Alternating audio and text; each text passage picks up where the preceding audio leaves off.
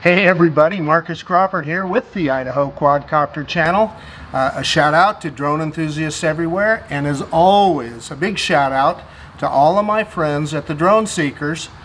Hey, so today I got something really cool. My friend Bryan over at True Drone Reviews, and I will link True Drone Reviews Facebook page and YouTube page in the comments, or not in the comments, but in the description below. Bryan was nice enough to loan me his Parrot Bebop 2 to fly around and do a little review with. So we got it right here, and yeah, it's a good looking little drone. Couple things that I want to point out on it as I was messing around with it and getting ready for this first flight. Obviously I had to install propellers. These propellers are kind of weird, so they're marked blue and yellow for the sides, but there's a little cap that goes over. So as soon as you take that cap off, is it blue or is it yellow?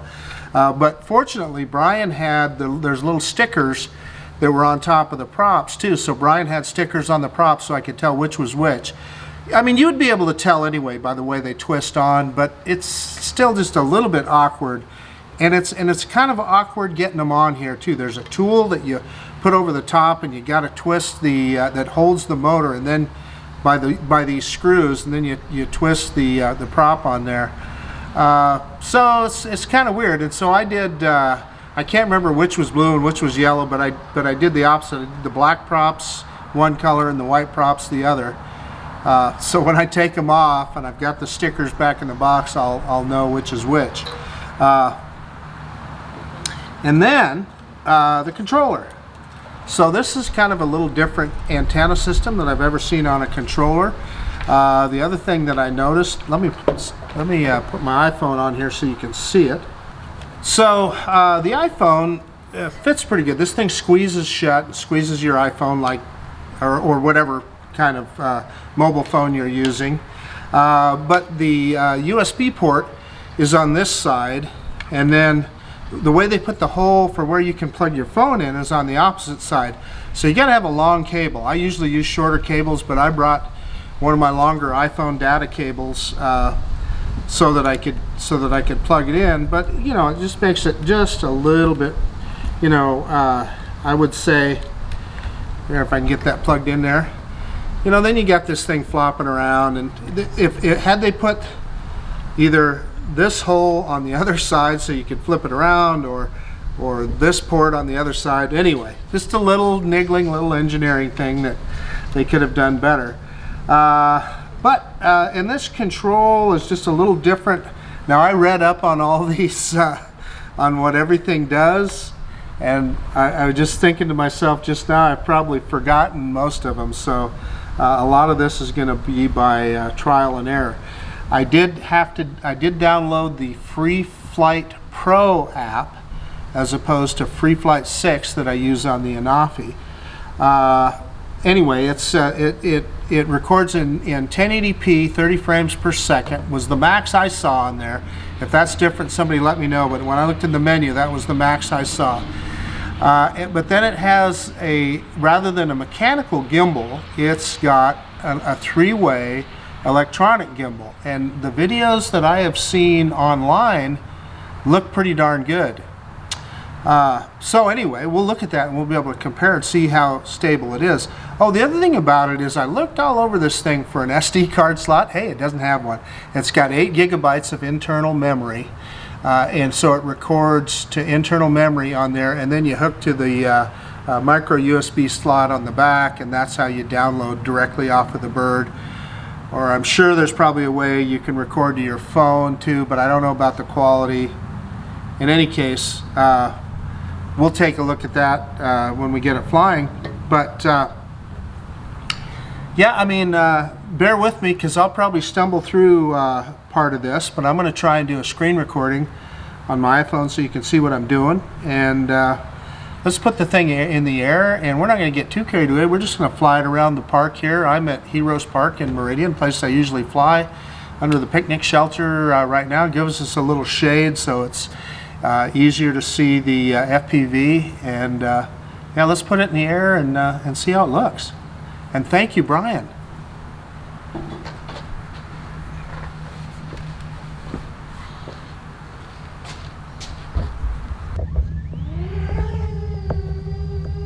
So there we go. You see, it just went up probably about a foot in the air, and it did start recording, which is great. Wow, it's really quiet. Let me raise it up here a little bit. Oh, I like the controls. Man, it's super stable. So it's pretty stable in the air here. Let's bring it down and see if we can bring it in here a little bit. And that's full yaw. And I'm just gonna, well, it'd be nice to be a little faster than that, but I'm not gonna get too carried away since this is the first time I've flown this drone.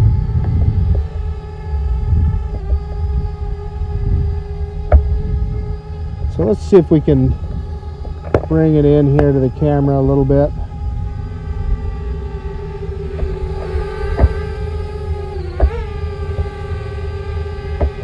So there it is. Looks like we got a pretty good picture of it.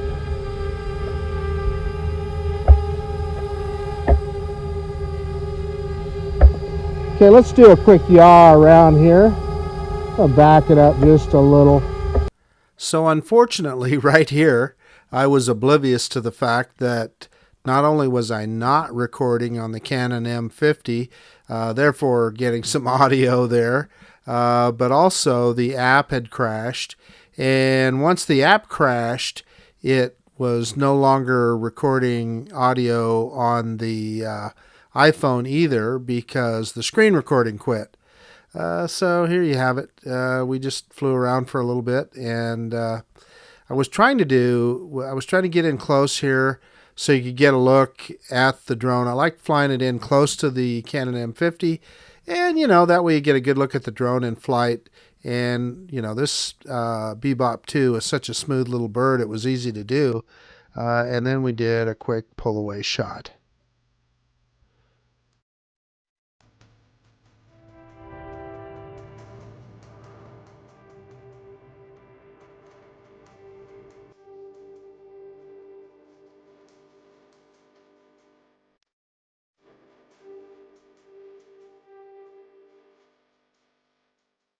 It's a good thing that I don't have it very far away because the app crashed on me. We're going to bring it back here in, and we are going to land.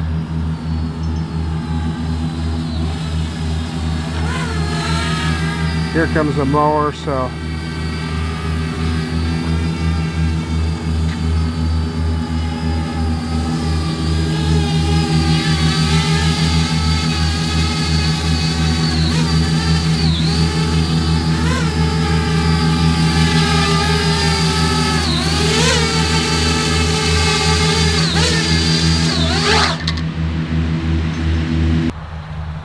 I'll be honest with you, I have no idea why it crashed. I don't know what, the Wi-Fi evidently is just if you're flying it with the virtual joysticks.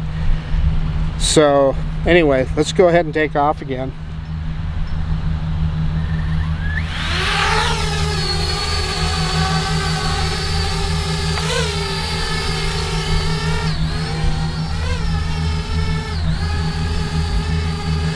Okie dokie. We're recording.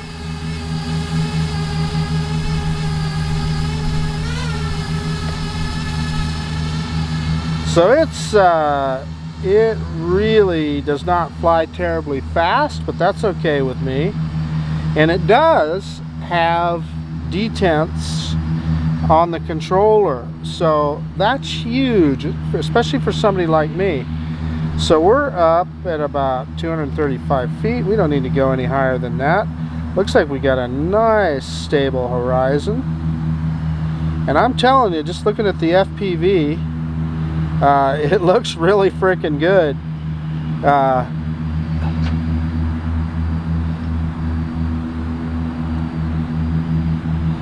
Yeah, I mean, it looks really good. Nice flat horizon, and all of that with just a digital gimbal. Does not have a mechanical gimbal.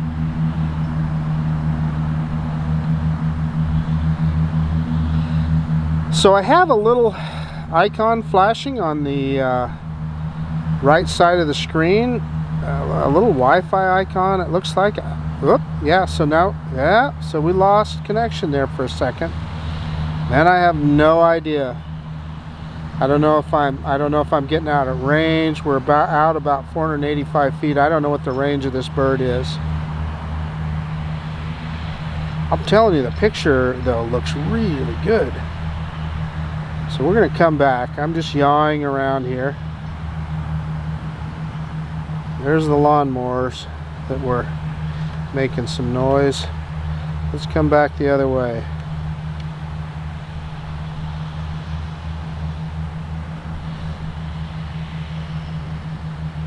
And that's me yawing the bird right now.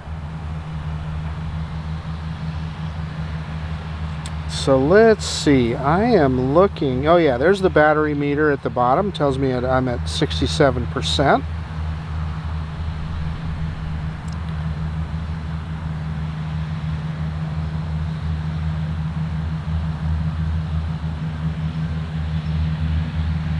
I mean, this is a smooth flying little bird, I'm telling you.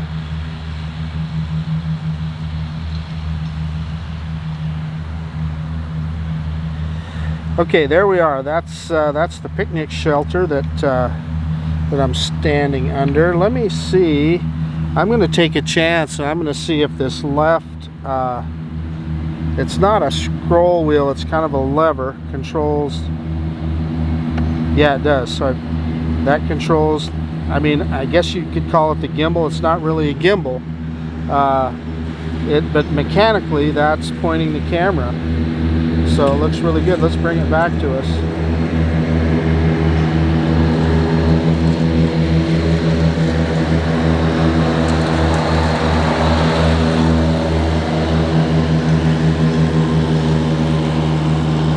And you were able to see the lawnmower as it came in close to us there.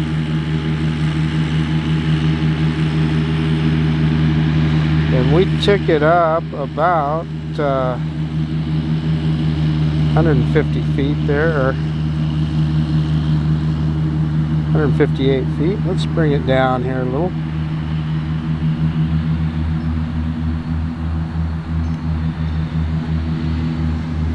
So I can see the drone out there, and we're dropping some altitude.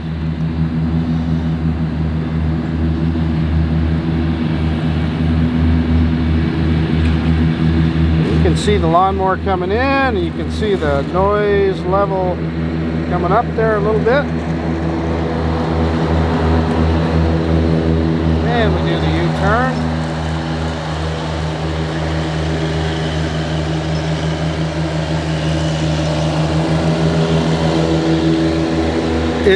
Is it me, or does it seem like they're mowing the same territory over and over again here?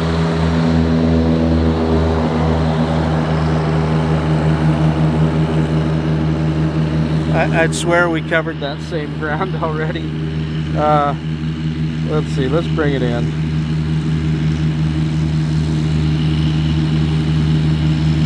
So we're dropping altitude and bringing it in, and I really like the detents on this controller. It helps a guy like me fly straight.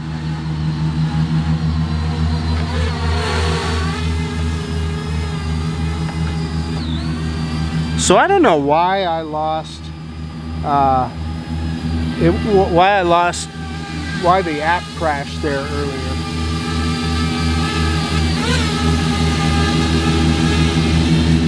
There comes the lawnmower again. I didn't pick a very good day to fly, that's for sure.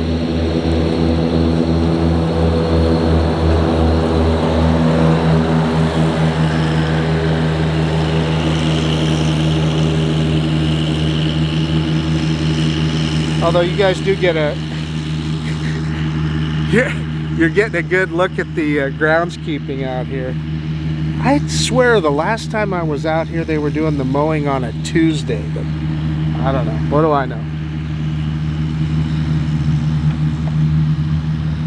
Let's kind of come forward here. Let's fly it around. Let's just fly it around a little bit. We still got 50% battery. Pretty good flight time. All that messing around, and you know, we've been recording for 6.5 minutes, so kind of give you a little tour of the park here.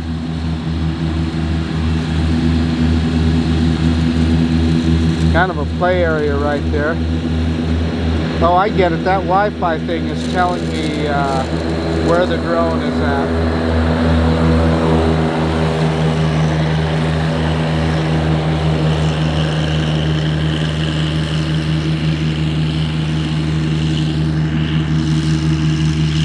Yeah, so as soon as I turned around and pointed this towards the drone, yeah, so it tells you where the drone is. That's what the little red Wi-Fi thing that I was talking about earlier. That's pretty cool.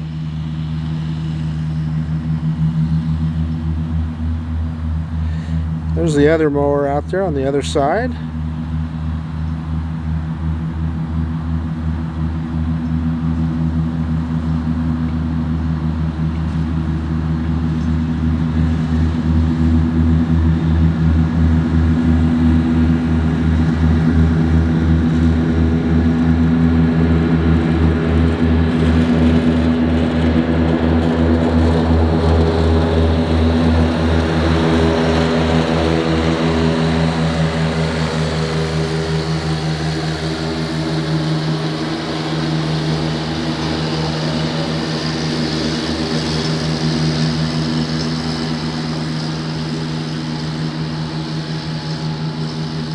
So heck, the mower's following us. Let's just follow the mower here for a little bit. What do you think?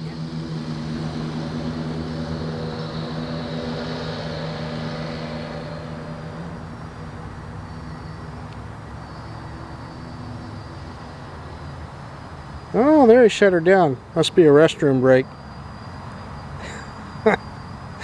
That's pretty funny. Okay, so what do we have on this thing for intelligent flight modes? I really can't tell you.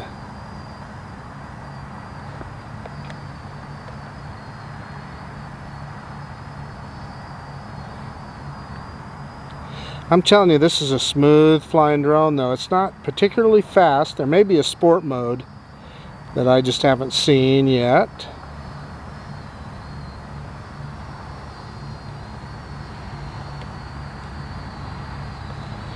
But I see a button up here that looks like it might be follow me. And I believe that all the Parrot drones that I've ever seen, the follow me function is it follows the remote. We're down to 42% battery.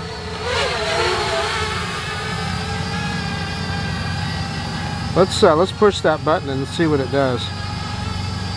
And oh, select a target. So I'm going to get out in the sun here.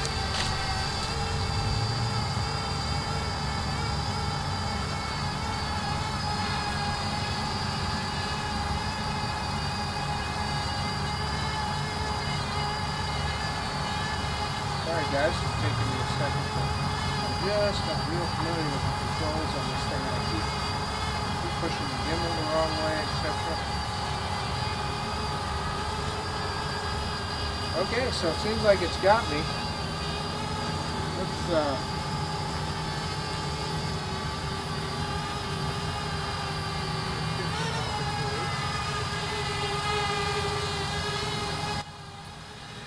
yeah, normally I would depend on the iPhone screen recording for audio in a situation like this, but the way the iPhone clamps into the Sky controller for the Bebop 2,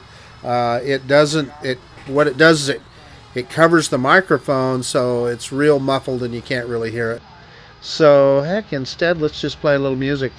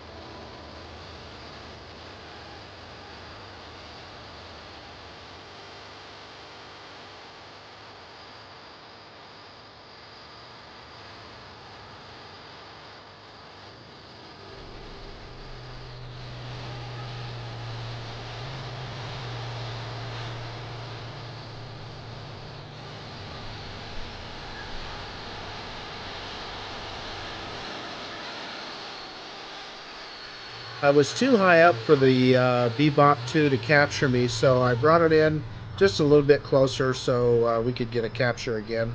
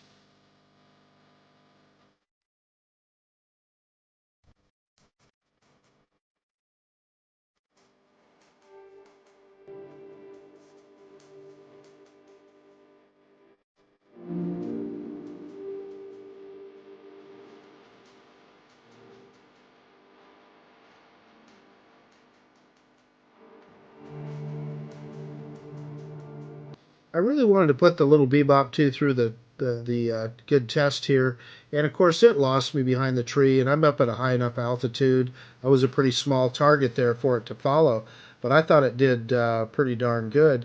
And the other thing that was kind of funny is I was talking into my phone at this point, and I'm sure this lady thought, wow, who the heck is that idiot talking to himself? So anyway.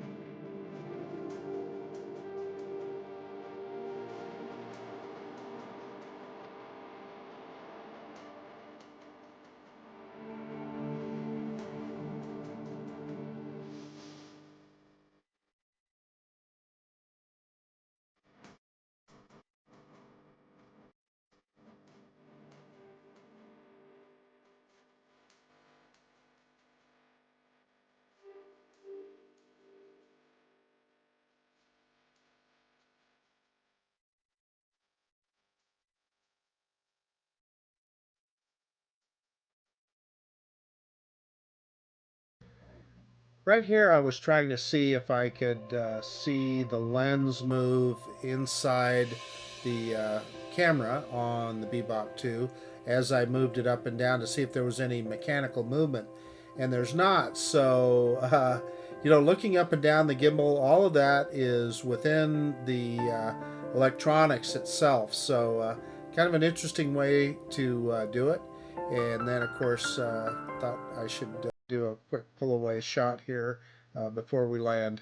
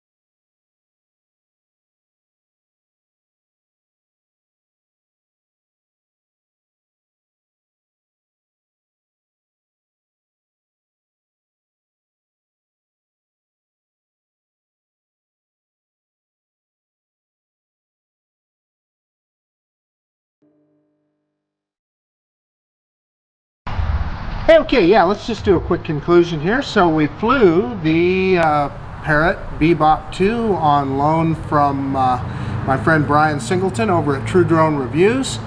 Bryan mailed this clear across country to me, so we will do our best to take good care of it. It's kind of an interesting little drone. This is a little bit different than what most drones that you come across. It's just a little bit different design. So this bottom part here, I looked at it, and it's basically made out of styrofoam. It's molded styrofoam on the bottom there, which is kind of interesting. And then this whole bottom part is rubber mounted. In other words, this top shell is one piece, and then this bottom framework with the motors on it is another, and it's rubber mounted. So I'm sure that's what helps to get vibration free video. It's isolating the motors and arms from the camera. From what I could see on FPV, the video looked really smooth, which is kind of surprising because you don't necessarily expect that with basically an electronic gimbal on this thing. It does not have a mechanical gimbal at all. But I was able to move the camera up and down. You know, you didn't get the range that you would with a mechanical gimbal, but pretty good. And the video, from what I could see, we haven't looked at the when I downloaded off the craft yet to see 1080p 30 frames per second.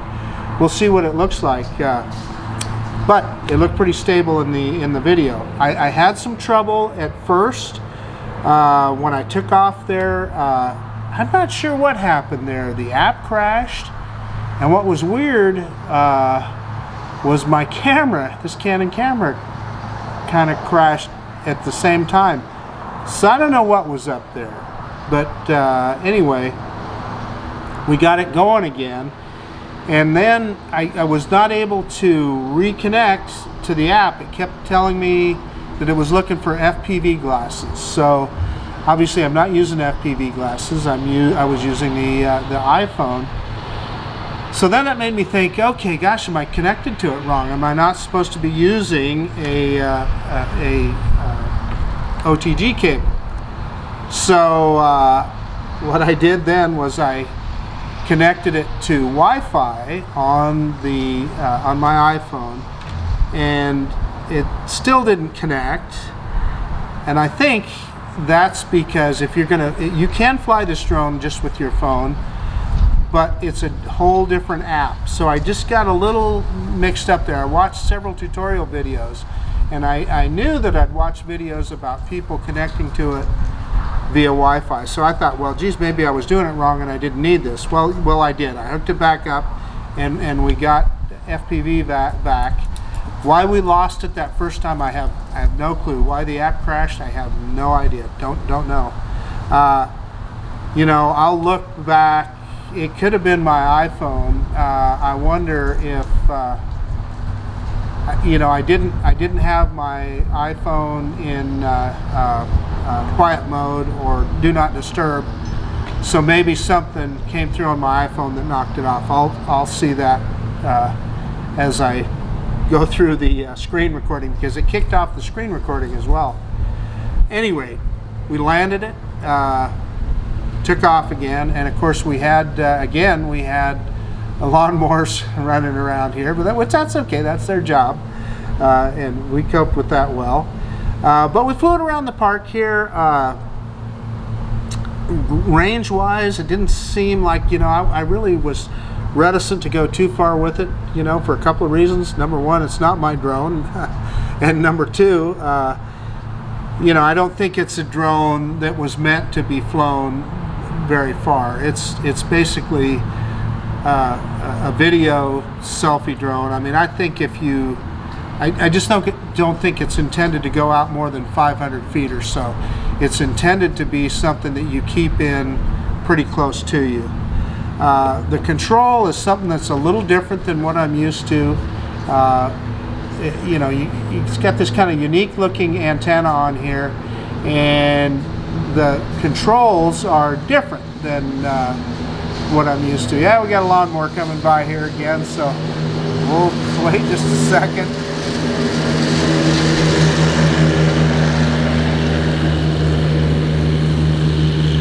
Okie dokie, there goes the lawnmower, and I'm sure he'll come back the other way here in a second.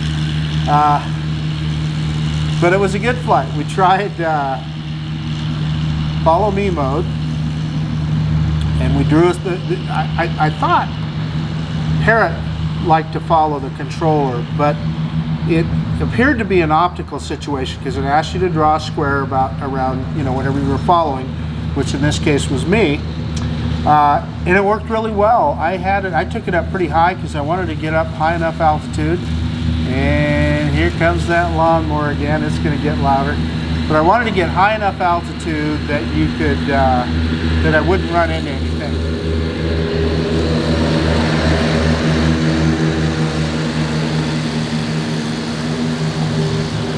Wait for Mr. Mower to go by there. You know, when you film in public places, that's what you get. I mean, it just is, and it's part of what you're going to deal with, and it's okay. I mean, that just is what it is. The follow me mode worked fine until I walked into the shade underneath one of the trees, and then it lost me, which is understandable. The only drones I've seen that can consistently follow you into the light, out of the light, so forth, are DJI. DJI has that follow me mode or active track or whatever you want to call it. They've really got it down. But I thought it did pretty good. And then we tried it again, and I walked clear around out in the parking lot and so forth, and it finally lost me again. I kind of got in between a couple of trees where it couldn't get a clear shot at me, and of course then I took it up higher, and then you're a smaller target, you know, took it up high so that, you know, what you don't want to do is you don't want to walk it into a light pole or a tree or something like that. So, but anyway, I think that worked good. So if you were out in an open area, it would work fine. It would follow you around just fine. We did a couple of different manual dronies that worked pretty good. This the controller here, it has kind of a detent at the extremes of each direction that you go with it, and I like that. Here comes the mower again.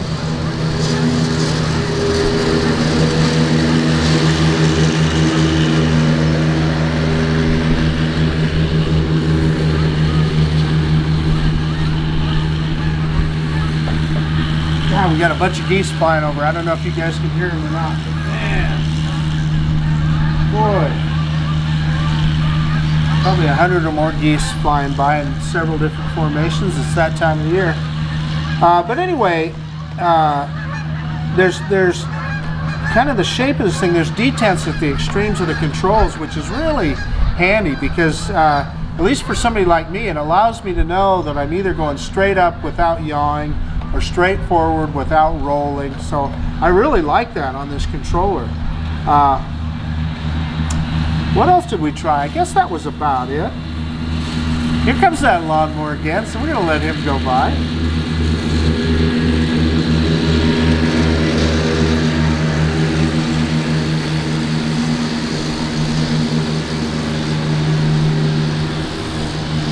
So, okay, so the geese have gone by and the lawnmower's gone by again. So we did do return to home, which appeared to be pretty accurate.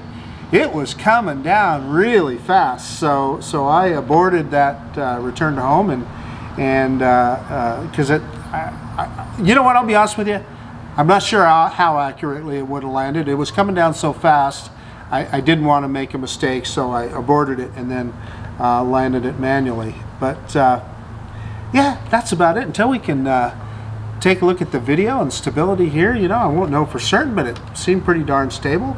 I liked it. Flew really nice, not particularly fast, but very smooth and very easy to control. So yeah, I'm going to give you a good report on the Parrot Bebop 2. In any case, this is Marcus Crawford with the Idaho Quadcopter channel out. And if you like this kind of content, please consider subscribing to my channel.